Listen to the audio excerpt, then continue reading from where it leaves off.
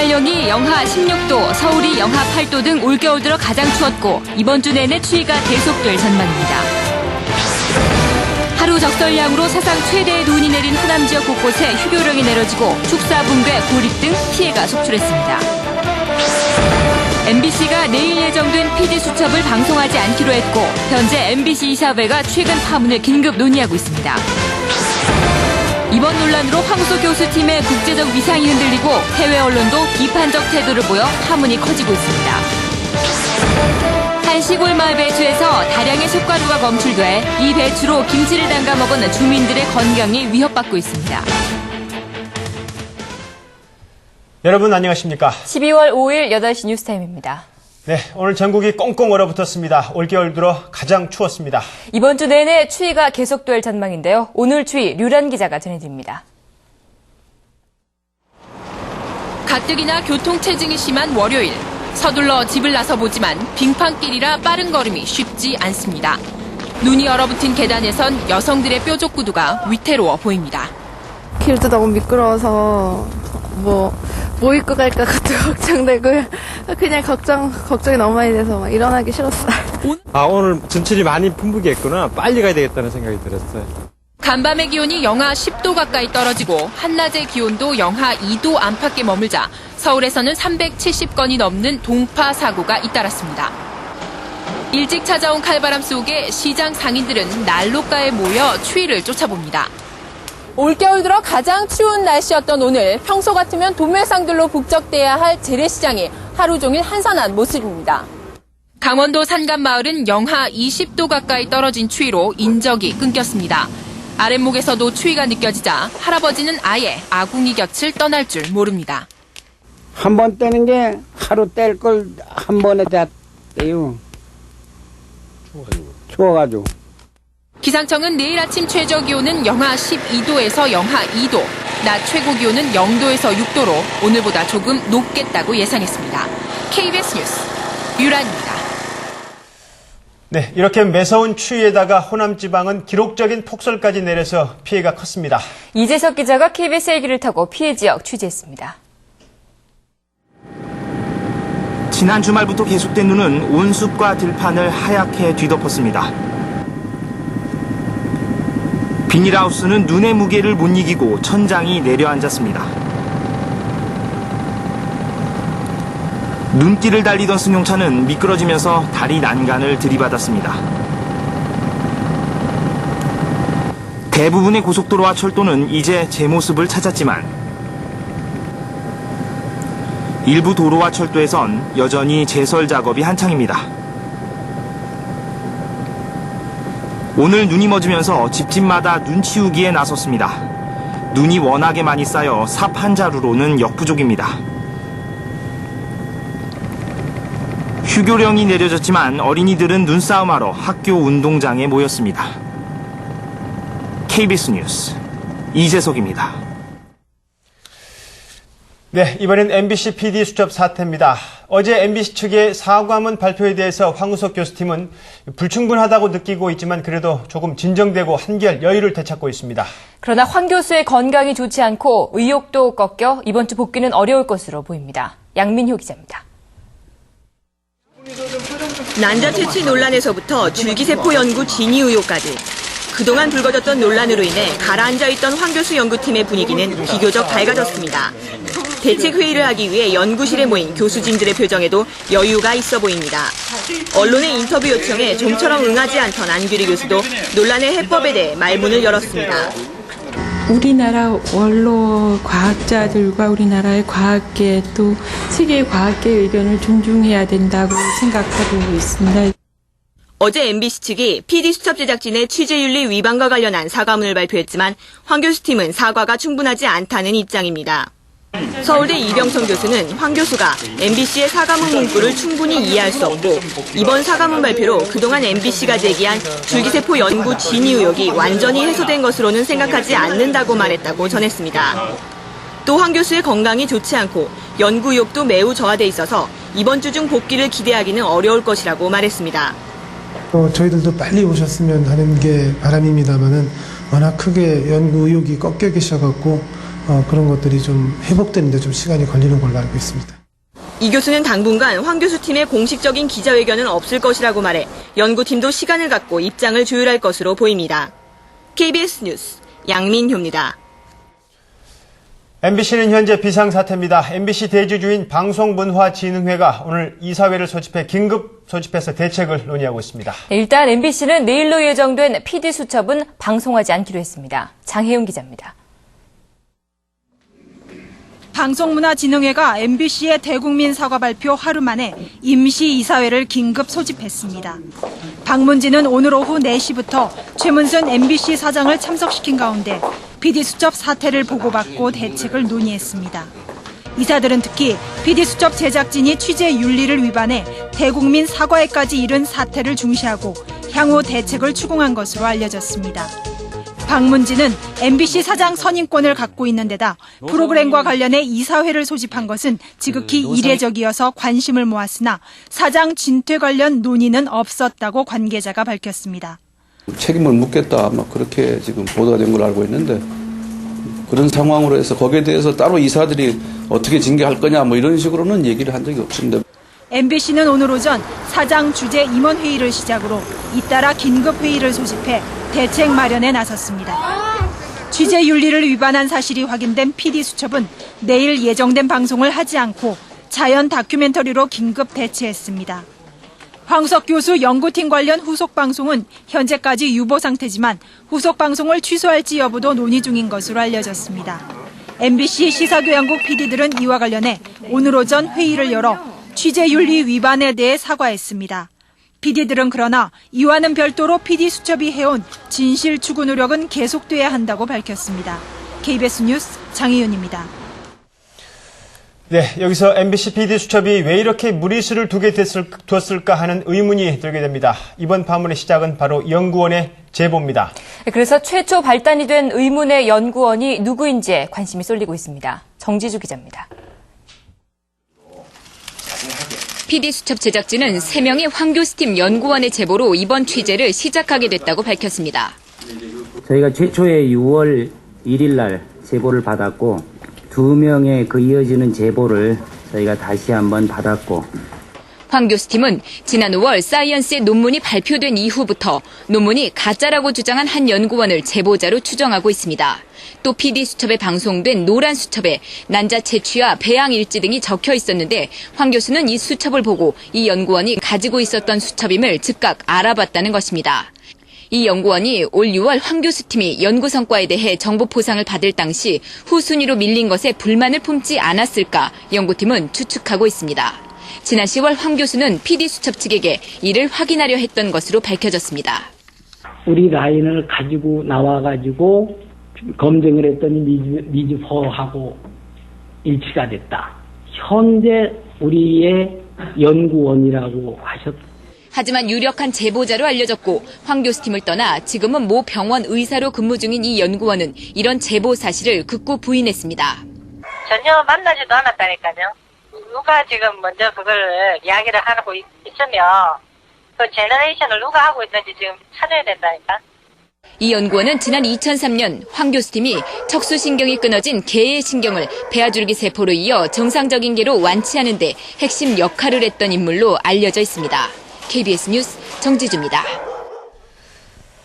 일부에서는 이런 얘기도 나오고 있습니다. 황우석 교수팀이 진위 논란에 시달리지만 말고 뭔가 적절한 방법으로 의혹을 씻어주면 되지 않느냐 하는 겁니다. 그래서 황 교수팀도 국제적 관례에 어긋나지 않게 검증하는 방법을 생각하고 있습니다. 홍사훈 기자입니다. MBC 측은 취재 윤리 문제와는 별개로 황 박사가 하루빨리 복귀해 진위 여부를 가려줄 것을 요구하고 있습니다. 황 교수팀은 그러나 황우석 교수가 돌아오더라도 DNA 검사를 하는 일은 결코 없을 것이라고 밝혔습니다. 사이언스지가 의심의 여지가 없다고 확인까지 해주는데도 불구하고 이를 재검사하는 것은 사이언스지의 권위를 무시하는 처사가 된다는 것입니다. 자칫하면 앞으로 훌륭한 연구 성과를 내고도 논문을 발표할 곳이 없어지는 일이 생길 수 있다는 얘기입니다. 전 세계 과학계한테 우리나라 과학을 완전 불신을 하게 만드는 거고 앞으로 후배 과학자들이나 모든 우리나라 과학에서도 절대 좋은 처사가 아니에요. 황 교수팀은 대신 줄기세포를 만드는 과정을 논문에 나와 있는 그대로 다시 한번 재현해 보여주는 방법을 생각하고 있습니다. 현재 연구팀은 올 5월 사이언스지에 논문을 제출한 이후에도 계속 줄기세포를 생산하는 작업을 진행 중입니다. 또는 후속 연구, 예를 들어 줄기세포를 신경이나 간세포 등으로 만들거나 실제 난치병 환자들에 적용해 증명하는 방안도 고려 중입니다. 그러나 당장은 아닙니다. 일단은 팀이 다시 연구실로 돌아와서 그 안정권을 찾는 것이 우선이고 그 다음에는 또 생각해 볼 일이지. 연구팀은 따라서 검증 작업엔 최소한 수개월이 걸릴 것으로 보고 있습니다. KBS 뉴스 홍사훈입니다. 이번 사태를 보고 학계에서는 과학은 과학자의 손에 맡기고 검증해야 한다는 어찌 보면 당연한 통탄이 나오고 있습니다. 특히 언론이 전문 분야인 과학을 검증하겠다는 것 자체가 무리라는 지적이 나오고 있습니다. 이민우 기자입니다. 서울 시내 한 호텔에서 이뤄진 원로 과학자들의 모임. 한 원로 과학자의 격앙된 목소리에서 이번 사태를 바라보는 과학계의 분위기를 엿볼 수 있습니다. PD가 쫓아다니면서 여기서 스템셀 뭐다 하는 거 근거가 있느냐 모르는데 그거 같아서는 뭐 DNA가 맞다 안 맞다. 이제 이런 얘기는 있을 수도 없는 얘기고 그걸로 국민들 설득시킬 수도 없고 과학계는 오히려 분노를 하게 되고 이제 그래요. 네이처나 사이언스 등 권위 있는 국제 학술지의 검증을 거친 자랑스런 연구 결과를 이렇게 훼손할 수 있냐는 탄식도 들려왔습니다. 그보다 더 명예로운 거 없다고 하는데 이걸 국민들이 같은 국민에 그 도와주기는커녕 옆에서 끌어내리려고 그러고 뭐 흠집내려고 그러고 이거는 우리 도대체 외국인에 놓고 부끄러워 얼굴 댈 수가 없다고. 과학은 과학자가 검증하게 해달라. 황우석 교수가 연구에 전념할 수 있도록 편안히 내버려달라는 주문도 뒤따랐습니다. 내일 창립총회를 앞둔 한국 과학자 250여 명의 모임. 긴급 기자회견을 가졌습니다. 결론은 같았습니다. 과학적 발견에 대한 검증은 과학자에 의해 이루어져야 한다는 것입니다. 과학적 발견에 대한 검증은 관련 분야의 전문가들에 의하여 학문적 절차에 따라 수행되는 것이며 검증의 필요성 여부 또한 해당 전문가들이 판단할 일이다. 언론은 권위 있는 기관의 확인을 통해 사실 보도를 해야 한다며 MBC PD수첩의 잘못된 취재 관행에 대한 우려도 나타냈습니다. 전문성의 결여가 문제가 되는 것 같습니다. 앞으로 이러한 제작을 하고 싶으면은 제작진 가운데 정통한 전문가를 포함해서 그 지도나 조언을 받아가면서 무엇보다 이번 사태를 계기로 과학자들이 마음 놓고 연구에 전념할 수 있는 분위기를 만들어달라는 것이 학계의 공통된 목소리입니다. KBS 뉴스 이민우입니다. 네, 그리고 이번 사태가 남긴 당장 발등에 떨어진 급한 문제가 있습니다. 황우석 교수팀의 국제적 위상이 흔들리고 있고 해외 언론이 은근히 즐기듯 비판적 태도를 보이고 있습니다. 박상용 기자입니다. 난치병 환자들의 염원 속에 우리나라에 문을 연 세계 줄기세포 허브. 지난달 1일부터 환자 등록에 들어갔지만 출범 한 달 만에 윤리적 논란과 줄기세포 진위 공방에 휩싸였습니다. 하루에 수백 명씩 몰리던 환자 수도 최근 들어 20명 이하로 줄었습니다. 숫자가 적긴 하지만은 접수를 계속 받을 거고요. 그리고 이미 접수받은 분들께 앞으로 연구 대상이 되실지 안 될지 분류를 해서 연락을 드리고 있습니다. 더 심각한 것은 일부 외국 연구기관들이 불참을 선언하면서 세계 줄기세포 허브로서의 위상이 흔들리고 있다는 것입니다. 이렇게 되면 궁극적 목표인 환자 맞춤형 세포 치료에 차질이 불가피할 것으로 과학계는 우려하고 있습니다. 이번 논란 초기부터 주요 뉴스로 보도를 해온 외국 언론들도 사태가 어떻게 진행될지 관심을 갖고 지켜보고 있습니다. 황 교수팀의 과학적 성과에 대해선 의심의 여지가 없다면서도 한 가지씩 토를 달고 있습니다. 뉴욕타임즈는 한국의 국제 위기라는 제목의 사설을 내고 과학은 신뢰가 바탕이 돼야 한다며 이번 논란을 비판적으로 보도했습니다. 그러면서 앞으로 한국 과학자들의 획기적인 성과에 대해선 극도로 엄밀한 검증이 불가피할 거라고까지 했습니다. 또 황 교수팀을 강력한 경쟁자로 여기고 있는 외국의 생명공학계의 일부는 이번 사태를 내심 즐기고 있을 거라는 관측도 제기됐습니다. 로이터는 미국의 한 생명윤리학자의 말을 인용해 다른 나라 연구자들은 황 교수의 몰락을 기대하고 있다고 보도했습니다. 이런 가운데 생명공학 선진국인 미국과 영국에선 줄기세포 연구 지원 방안이 속속 발표되고 있습니다. KBS 뉴스 박상용입니다. 네, 지난 5월 황우석 교수의 연구 성과로 우리나라뿐만 아니라 세계가 떠들썩하던 걸 생각하면은 어떻게 해서 여기까지 오게 됐나 안타까움이 크실 겁니다. 네, 그간의 과정이 무엇을 남겼는지 차시정 기자가 되돌아봤습니다.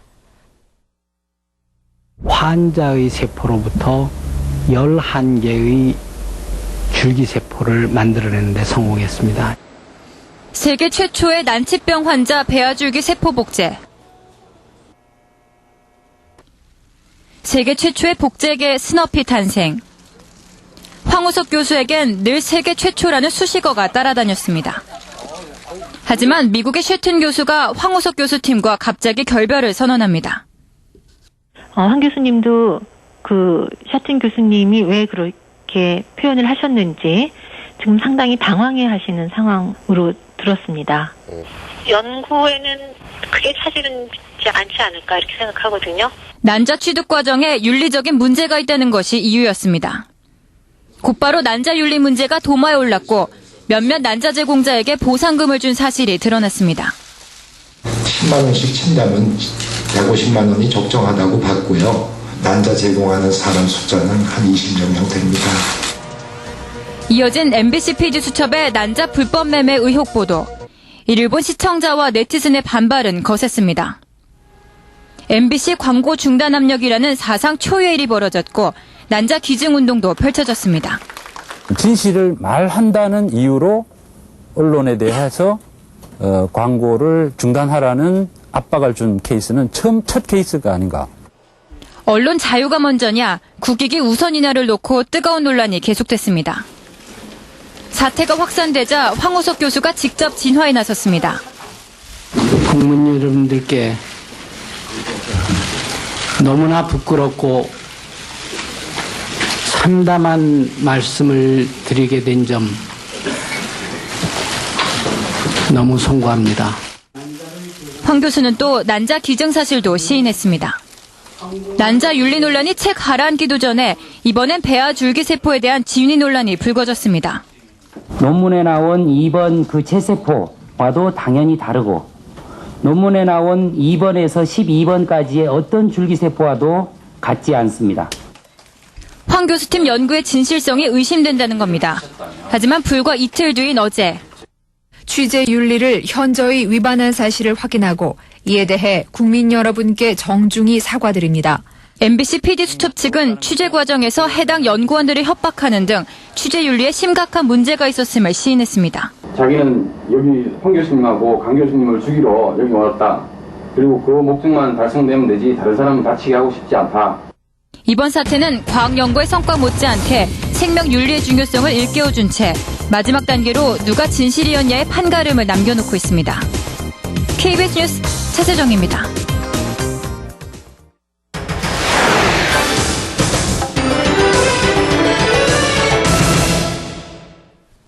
네, 이번엔 호남 지역 눈 피해 소식 자세히 전해드리겠습니다.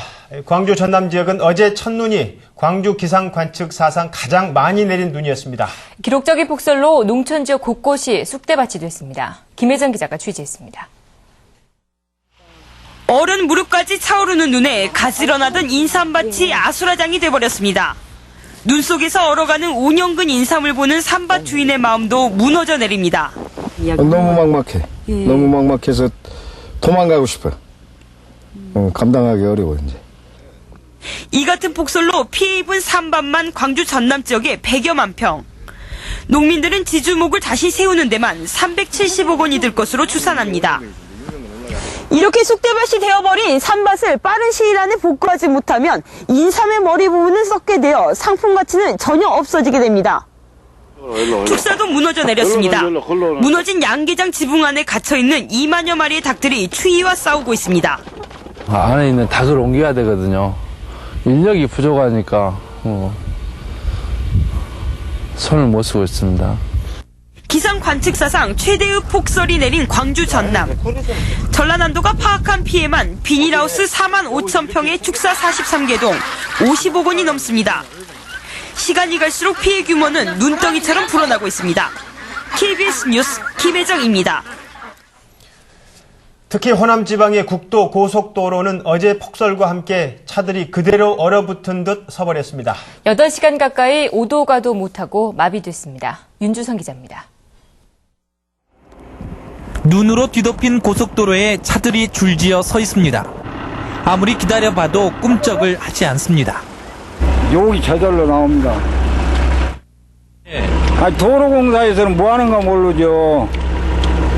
주차장을 방불케 하는 고속도로에 계속 눈이 쏟아지면서 급기야는 제설 차량 진입마저 불가능한 상황이 돼버렸습니다. 오후 한 4시경부터 차량이 부분적으로 지정체가 이루어져가지고 일부 차량이 일부 고립된 상황이었습니다. 군 병력까지 긴급 동원해서 고속도로 통제는 8시간 남짓 만에 가까스로 풀렸지만 사정이 열악한 국도나 지방도로는 오늘 오전까지도 곳곳에서 두절 상태가 계속됐습니다. 제대로 된 교통정보가 제공되지 않다 보니 영문을 모르는 차량들이 계속 밀려들었고 사태는 더욱 악화됐습니다. 눈 속에 멈춰선 차량들이 늘어나면서 제설 작업에 나선 자치단체마저 손을 쓸 수 없었습니다. 결국은 나중에 통과는 시켰지만은 그런 좀 시간적으로 많이 지체가 많이 되죠. 투입 자체가 좀 어렵고 그래요. 현재의 재난 시스템으로는 다시 폭설이 내릴 경우 교통 대란이 또 빚어질 수밖에 없습니다. KBS 뉴스 윤주성입니다. 전북 지역도 폭설로 곳곳이 무너지고 폐쇄되고 통제됐습니다. 전북 지역 피해 소식은 양민호 기자가 전해드립니다. 등교 시간이 훨씬 지났지만 운동장에는 눈만 쌓인 채 인기척이 없습니다. 면화결기로 가득했던 교실은 냉기만이 감돕니다. 폭설은 등교길까지 막아 고창과 순창 등 전라북도 내 5개 시군 423개 학교에 임시 휴교령이 내려졌습니다. 서남북권의 폭설로 인해서 교통도 불편하고 또 학생들이 등하교 하는데 아주 어려움을 겪을 것으로 판단이 돼서 일단 오늘 하루 휴교를 하게 됐습니다. 쉴 새 없이 쏟아진 눈은 견고하게 설치된 비닐하우스도 무너뜨렸습니다. 수북히 쌓인 눈의 무게를 이기지 못하고 인산포도 그대로 주저앉았습니다. 공장 지붕의 굵은 철골도 30cm가 넘게 쌓인 눈에 그야말로 엿가락처럼 휘었습니다. 처음 와서 보니까요, 지붕이 내려앉고 대들보가 이렇게 주저앉았습니다요. 지금까지 파악된 피해 규모는 비닐하우스 146개 동이 무너졌고 축사와 공장 등 20곳이 붕괴 피해를 봤습니다. 또 군산에서 제주를 오가는 비행기는 오늘 운항을 재개했지만 어청도와 위도를 잇는 전라북도 내 5개 항로의 여객선 운항은 이틀째 중단됐습니다.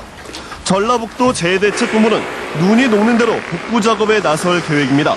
이틀 가까이 퍼부은 눈이 곳곳에 많은 상처를 남겼습니다. KBS 뉴스 양민호입니다. 어제부터 고립됐던 제주도의 제주공항은 오늘 하루 난민 대피소가 된 듯한 그런 분위기였습니다. 비행기가 다닐 수 있게 되자 한꺼번에 사람들이 몰려 공항이 하루 종일 북새통이었습니다. 염기석 기자입니다. 모든 항공편이 결항되었습니다. 대부분의 사람들이 잠들어 있을 시각인 새벽 4시.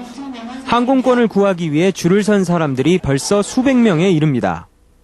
오전 8시가 되자 대기 승객들은 눈덩이처럼 불어났습니다. 앉을 자리조차 없어 곳곳에 쭈그리고 있는 모습들은 마치 난민 대피소를 연상시킵니다. 이틀째 항공 운항 차질이 빚어진 제주국제공항은 표를 구하지 못한 대기 승객들로 발딜 틈 없는 혼잡을 빚었습니다. 항공사들은 승객들에게 대기 번호표를 나눠준 뒤 오전 9시 30분부터 운항을 재개했지만 항공편이 많지 않은 데다 오전에만 40여 편이 결항하는 바람에 승객들은 발을 동동 굴렀습니다. 지금 기다리는 사람은 마냥 내일까지 기다려야 된다는 거예요. 가서 표 갖고 가서 물어보면 언제 되겠냐 하면은 오늘도 장담을 못 하는 거예요. 이런 사정은 오후가 돼서도 별반 나아지지 않았습니다. 정확하게 몇 시쯤 나가야 된다고 이야기를 해주면 되는데 지금 와서는 오전에는 나갈 수 있을 거라고 해놓고 오후에 들어서는 지금 방금 물어보니까 나갈 수 있을지 없을지 모르겠다라고 얘기하네요. 두 항공사는 정기 항공편 이외에 특별기 14대까지 띄워 관광객 2만 명을 가까스로 수송했습니다. 하늘길은 열렸지만 뱃길은 여전히 통제되고 있습니다. 이 시각 현재 제주와 다른 지방을 잇는 6개 여객선 노선 가운데 부산 노선만 정상화된 상태입니다. KBS 뉴스 염기석입니다. 울릉도도 사흘째 고립돼서 주민들의 불편이 계속됐지만은 분위기는 조금 달라 보였습니다. 멋진 설경이 겨울의 운치를 더해줬습니다. 울릉도에서 김태은 아나운서가 전해드립니다. 단풍이 채 가시지 않은 나뭇가지에 눈이 소복히 쌓였습니다. 섬 전체에 눈꽃이 만발해 아름다운 경관을 연출하고 있습니다.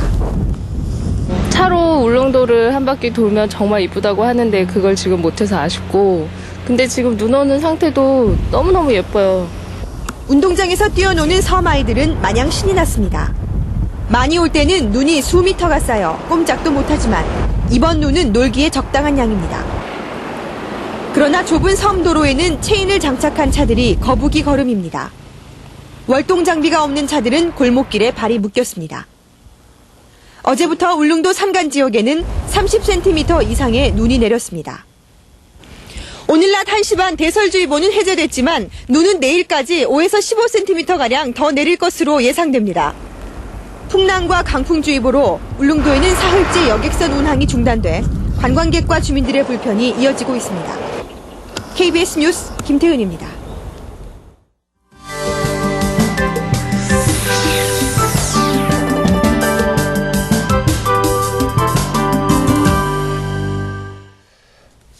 한 마을의 배추밭에 배추에서 쇳가루가 쏟아져 나왔습니다. 배추에 자석을 대면은 쇳가루가 까맣게 들러붙을 정도로 많이 나오고 있습니다. 네, 이 쇳가루 배추로 김장을 담가 먹은 주민들 하얗게 질려 있는데요. 어찌된 일인지 공하영 기자가 전해드립니다.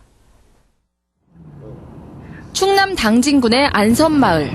벌써 수확을 마쳤어야 할 배추가 집집마다 그대로 버려져 있습니다. 배추에서 시꺼먼 가루들이 쏟아져 나왔기 때문입니다. 이게 다 이게 저기 쇳가루인데 시커먼 김장을 원능히 해야 할 텐데 답답해서 조금 뽑아둔 게 쇳가루가 너무 나와서 그냥 이놈 맞아 할래다 못 오고 그냥 있다니까. 배추잎 한 장의 먼지를 털어 자석을 대봤습니다. 새까만 가루들이 흙과 분리되면서 순식간에 자석에 들러붙습니다. 충남 당진군청의 조사 결과 쇳가루 피해를 입은 배추는 일대 64가구 14,000여 포기. 이미 흙먼지인 줄만 알고 김장을 담가 먹은 주민도 있습니다. 안 알려주고 잊어서 늦게 알려줘가지고 다 담았는데 이걸 알려주면 어떡하라는 얘기예요. 문제는 배추뿐만이 아닙니다. 쇳가루 때문에 빨래는 실내에 널어왔고 창문은 물론 메주를 말릴 때도 비닐로 덮어 싸야 했습니다.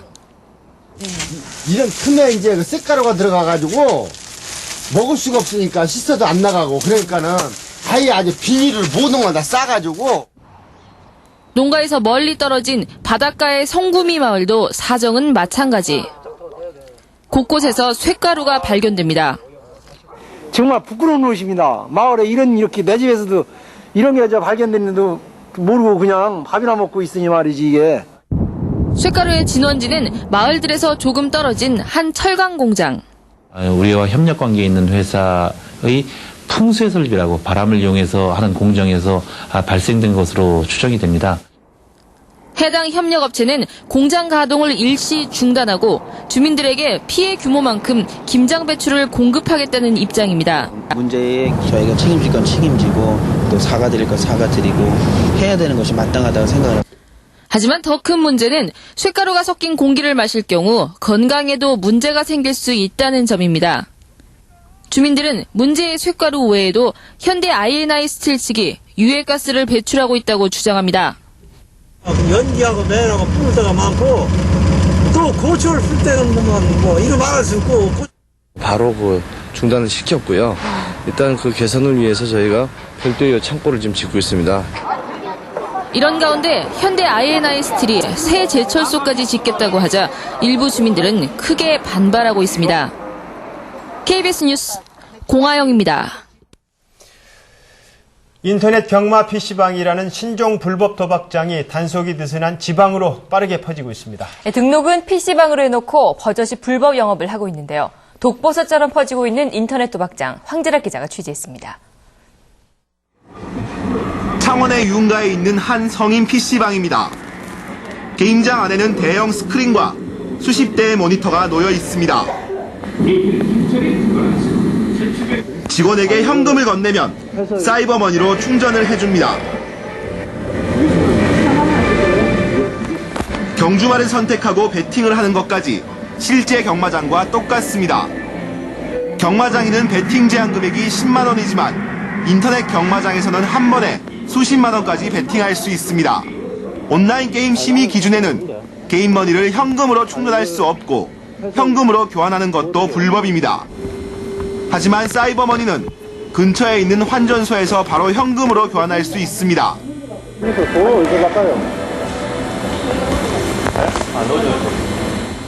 근처에 다른 성인 PC방입니다. 이곳에서도 경품을 지급하지 않는다고 하지만 PC방에서 사용한 사이버머니는 근처 환전소에서 쉽게 현금으로 교환할 수 있습니다. 이제 현금으로 바꾸시는 겁니까?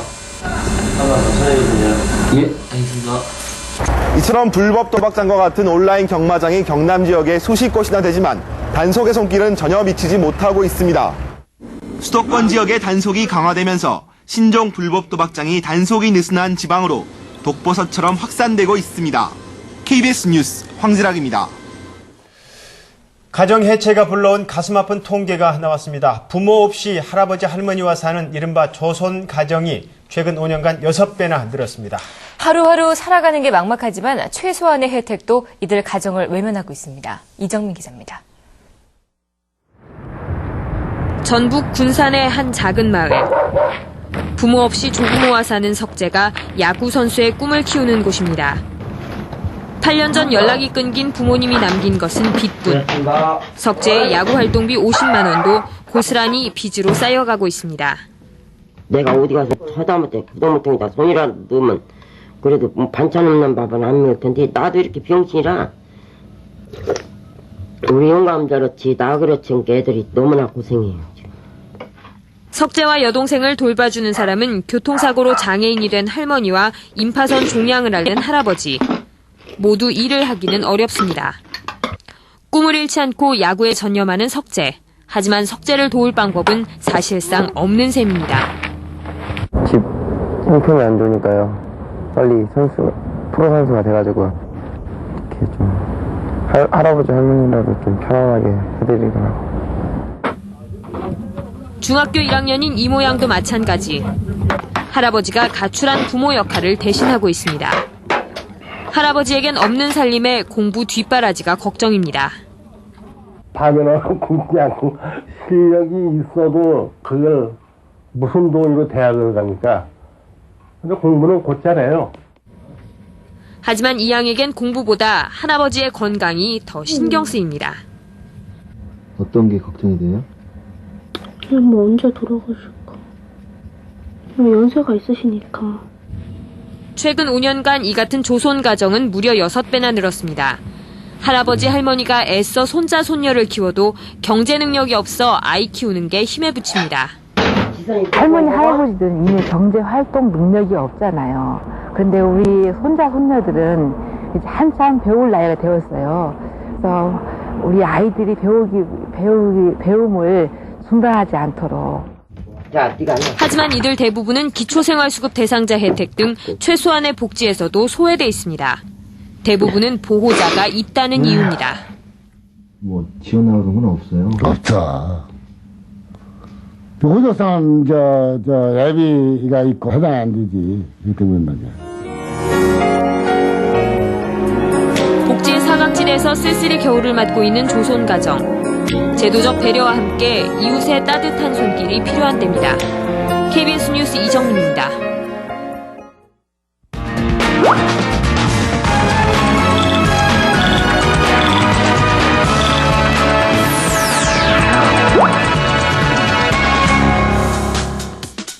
강풍의 폭설에 이젠 정말 겨울인데요. 오늘의 뉴스 담기는 악천후가 원망스런 한 어린이의 안타까운 사연으로 시작합니다. 최근 개에 물려 숨지는 사고가 잇따르더니 이번에는 7살 어린이가 자기 집에서 기르던 개에 물려 숨졌습니다. 사망사고가 난 것은 전라남도 흑산면 대둔도. 출혈이 심해지자 구급대 오기를 기다렸지만 초속 26m의 강풍 때문에 구조헬기는 물론이고 경비정도 접근하지 못해서 결국 1시간 반 만에 숨졌다고 합니다. 안타깝게 숨진 어린이의 명복을 빕니다. 연봉이 6천만 원이라고 세무당국에 신고한 의사가 알고 보니 서울 강남 지역 아파트 4채 모두 48억 원에 달하는 부동산을 지난 4년 동안 매입한 것으로 밝혀졌는데요. 또 연봉이 1억 6천만 원이라고 신고한 한의사는 최근 몇 년 동안 30억 원대의 부동산을 취득했다고 합니다. 이렇게 불성실한 신고를 한 것으로 추정되는 전문직 종사자들에 대한 국세청 세무조사가 시작됐습니다. 40대 남자가 술을 먹고 들어와 부인을 폭행했다는데요. 이 폭행한 이유는 부인이 집에서 기르는 애완견에게 욕을 했기 때문이라고 합니다. 아무리 예쁘고 비싼 개라도 부인만큼 소중한지 그 남편에게 묻고 싶네요.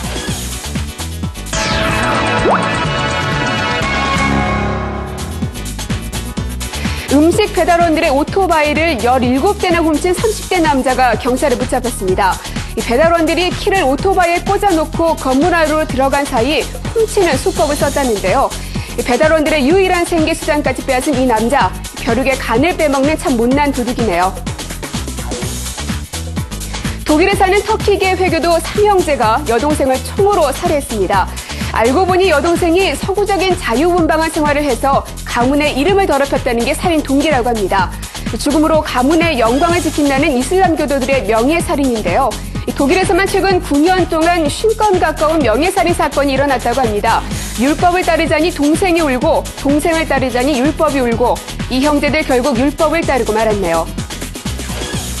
러시아에서 실내 수영장 지붕이 무너져 9명이 숨지고 12명이 다쳤다는데요. 무너진 수영장은 지난 8월에 안전검사를 통과했다고 합니다. 러시아에선 지난해 2월에 실내 물놀이 공원 지붕이 내려앉으면서 28명이 숨지기도 했다는데요.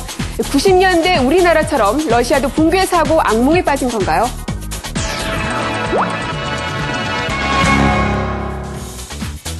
발기부전 치료제 비아그라 판매량이 출시된 지 7년 만에 하락세를 보이고 있다는데요. 약값이 너무 비싼 데다가 부작용이 여전하기 때문이라고 합니다. 한때 남성들의 희망으로 불렸던 비아그라지만 이제는 판매에 비상이 걸린 셈인데요. 약에 지나치게 의존하는 것은 분명히 한계가 있다는 것 명심하셔야겠습니다. 지난 주말 호주의 한 주택가, 가족들이 단란한 시간을 보내고 있던 중 갑자기 어둡던 하늘에 섬광이 번쩍입니다. 알고 보니 이것은 대기권 100km 지점으로부터 타들어가다가 호주 서부 지역에 떨어진 농구공 크기의 유성이었는데요. 목격자들은 유성이 떨어지는 동안 마치 세상에 종말이 온 것 같은 생각이 잠시 들었다고 이구동성으로 말했다고 합니다. 나이가 들수록 키가 줄어든다는 것이 의학적으로 증명됐습니다. 미 하버드대 연구팀은 40세 이후에는 10년마다 평균 1.3cm씩 키가 줄어든다고 밝혔는데요. 반면 키가 줄어드는 것을 지연시키기 위해서는 자세를 바로 하고 칼슘 섭취를 많이 해야 한다고 조언했다는데요. 바른 자세와 칼슘 섭취, 꼭 키뿐만 아니라 건강을 위해서도 큰 도움이 된다고 합니다. 오늘의 뉴스 담기 고민정입니다. 올 겨울에도 야생동물들이 밀렵꾼들에게 순환을 겪고 있습니다. 사냥이 금지된 곳에서 사냥을 하고 잡지 말라는 야생동물을 마구 잡아대고 있습니다. 김명주 기자가 밀렵의 실태를 취재했습니다. 법으로 수렵이 금지되어 있는 인천시 영종도입니다. 야간 밀렵을 단속하러 나온 밀렵 감시단 차량들이 순찰을 시작했습니다.